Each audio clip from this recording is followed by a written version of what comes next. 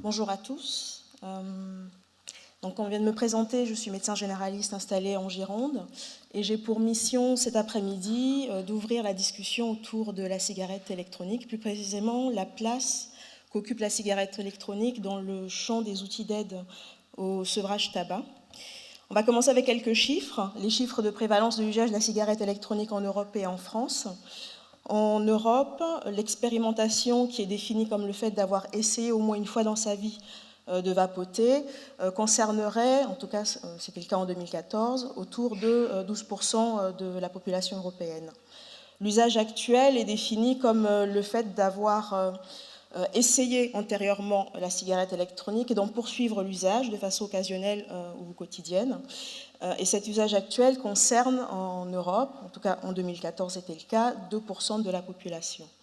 Comme vous pouvez le voir sur ce tableau, l'usage de la cigarette électronique concerne surtout les fumeurs puis les anciens fumeurs, et ce indépendamment du mode d'usage, que ce soit l'expérimentation ou l'usage actuel. C'est le cas en Europe, mais c'est aussi le cas en France.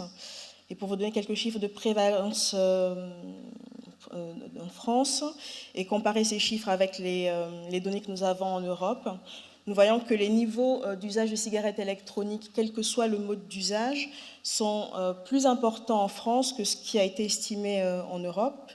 D'après les différentes études, l'estimation de la prévalence de l'expérimentation de l'usage de la cigarette électronique en France est autour de 21-26%, et celui de l'usage actuel est plutôt autour de 4 à 6%.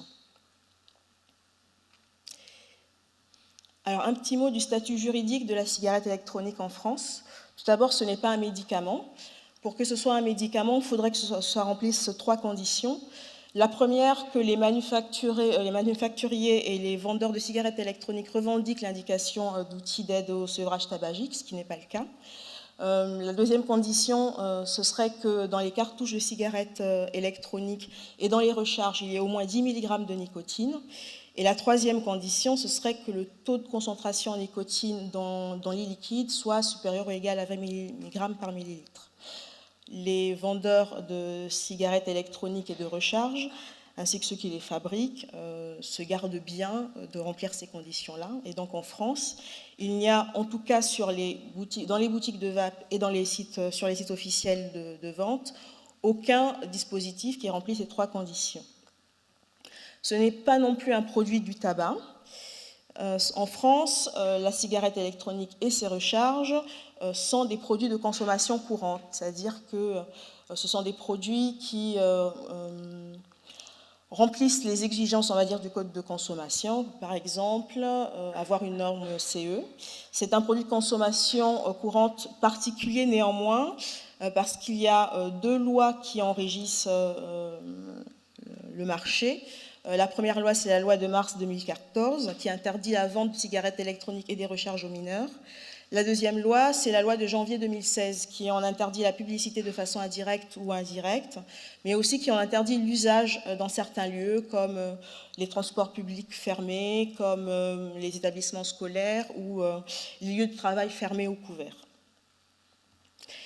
En ce qui concerne l'usage de la cigarette électronique en médecine générale, nous menons actuellement une étude en Aquitaine, une étude observationnelle, pour essayer de comprendre quels sont les facteurs associés à l'usage des cigarettes électroniques, mais aussi comment se croisent les trajectoires d'usage de la cigarette électronique et de tabac dans notre population de médecine générale. Nous avons pour cela constitué une cohorte de plus de 450 patients qui ont été inclus l'année dernière, entre mai et octobre 2015. Et en ce moment, nous sommes en train de recueillir les données de suivi à 1 an. L'analyse des premières données nous permet de développer les hypothèses suivantes. Ce sont l'analyse des données d'inclusion. Tout d'abord que l'expérimentation, comme ça a déjà été décrit dans la littérature, concerne surtout les adultes jeunes, surtout les fumeurs, et chez les fumeurs, surtout les fumeurs ayant une forte dépendance au tabac. Nous avons évalué dans l'étude la dépendance avec l'échelle CDS5, qui est une échelle psychométriquement plus valide que l'échelle Fagerström. En ce qui concerne l'usage actuel, comme cela est décrit aussi dans la littérature, c'est un usage de la cigarette électronique qui concerne d'abord les fumeurs dépendants. Et ce qui était intéressant dans l'étude que nous sommes en train de mener, c'est qu'on constate chez les fumeurs que l'usage de la cigarette électronique concerne surtout ceux ayant une forte motivation à l'arrêt. Il n'y a pas de gradient social de santé dans l'usage des cigarettes électroniques dans notre étude, que ce soit pour l'usage actuel ou l'expérimentation. Et la principale motivation rapportée à l'usage de cigarettes électroniques chez les patients vus en médecine générale de notre étude est l'arrêt au tabac bien avant la diminution, par exemple, sans l'arrêt ou la simple curiosité. Donc ces premiers résultats nous permettent d'élaborer l'hypothèse suivante, c'est qu'en médecine générale, au moins en Aquitaine, les vapoteurs sont d'abord des fumeurs fortement dépendants et dans une démarche d'arrêt, au stade d'action qui, comme cela vous a été présenté dans une présentation antérieure. Au sujet de l'innocuité de la cigarette électronique, alors il n'y a actuellement aucune étude de morbimortalité qui nous permette de savoir s'il y a un risque pour la santé. Les études de pharmacocinétique, de pharmacodynamie, et les études de neuroimagerie laissent supposer qu'il y a un risque addictif à l'usage prolongé de cigarettes électroniques.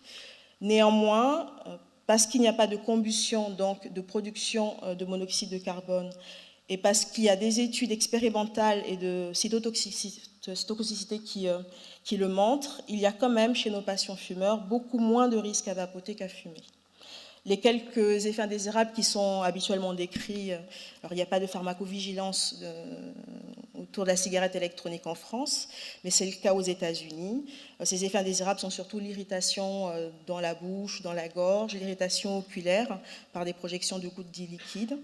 Il y a eu un cas décrit de décès chez un enfant après ingestion massive de d'eau liquide, mais c'est vraiment un cas exceptionnel. Exceptionnellement fatal. Au sujet de l'efficacité de la cigarette électronique, donc actuellement il n'y a que 2 études randomisées qui ont évalué l'impact de la cigarette électronique en termes d'efficacité à l'arrêt du tabac. Je vous en cite une parce que des 2, c'est celle qui est a priori la mieux conduite, c'est l'étude de Bullen. C'est une étude qu'il a menée en Nouvelle-Zélande auprès de patients fumeurs ayant l'intention d'arrêter de fumer. Dans cet essai clinique randomisé, il y avait 3 groupes. Un premier groupe était sous liquide de 16 mg par millilitre de nicotine dans la cigarette électronique. Un troisième groupe était sous patch de nicotine à 21 mg par jour. Et il y avait un groupe contrôle qui avait une e-cigarette placebo, c'est-à-dire sans nicotine. Le critère de jugement principal dans cette étude était l'abstinence prolongée à 6 mois. Et comme vous le voyez dans ce tableau, à la lecture des intervalles de confiance des risques relatifs, il n'y avait pas de supériorité démontrée de l'e-cigarette nicotinée sur les patchs, ni de supériorité démontrée de l'e-cigarette nicotinée sur la cigarette placebo. Après, cette étude a quelques biais méthodologiques, on pourra en discuter tout à l'heure pendant le moment des questions-réponses, mais il est possible qu'il n'y ait pas d'efficacité démontrée parce qu'il y avait pas mal de biais. L'autre possibilité, c'est aussi qu'il n'y ait pas d'efficacité de la cigarette électronique supérieure au patch ou au placebo. En pratique, nous demandons à nos patients s'ils fument, s'ils boivent de l'alcool, s'ils consomment du cannabis.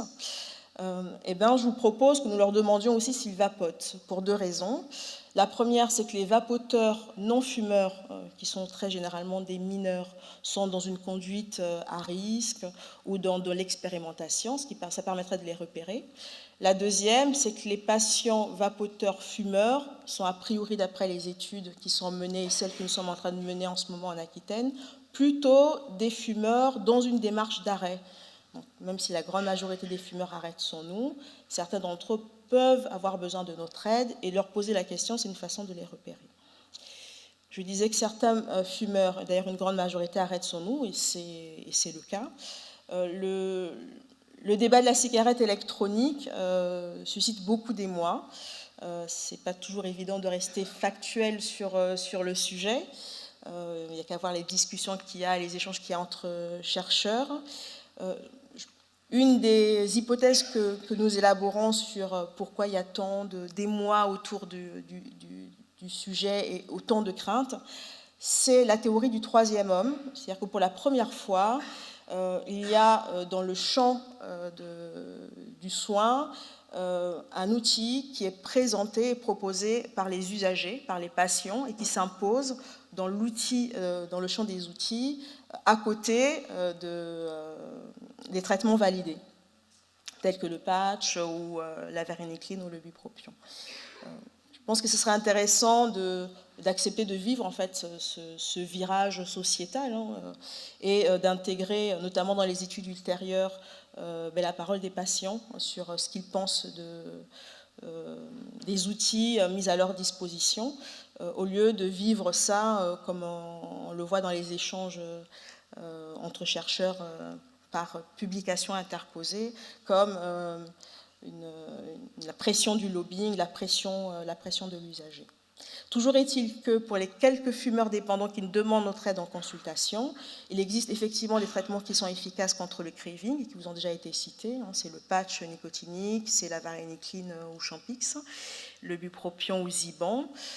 Comme cela vous a été dit, ces traitements sont efficaces, mais on majore les chances de succès, de réussite d'arrêt du tabac chez nos patients quand cette prescription est accompagnée de nos conseils, d'un soutien psychologique, voire d'une psychothérapie. Et où se trouve la cigarette électronique dans ce champ? Eh bien, si on accepte l'idée de la décision partagée dans le cadre de la stratégie de soins, le soignant a à intégrer la cigarette électronique, si c'est le choix du patient, dans la stratégie de soins anti-craving qui lui est proposée en vue de l'arrêt du tabac ou de sa diminution. Et de toute façon, même s'il nous manque à l'heure actuelle les études de morbimortalité, les études que nous avons au niveau expérimental de cytotoxicité, et même l'unique fait qu'il n'y ait pas de combustion au cours du vapotage, nous incite à dire que de toute façon, chez nos patients fumeurs, il y a toujours plus de risques de fumer que de vapoter.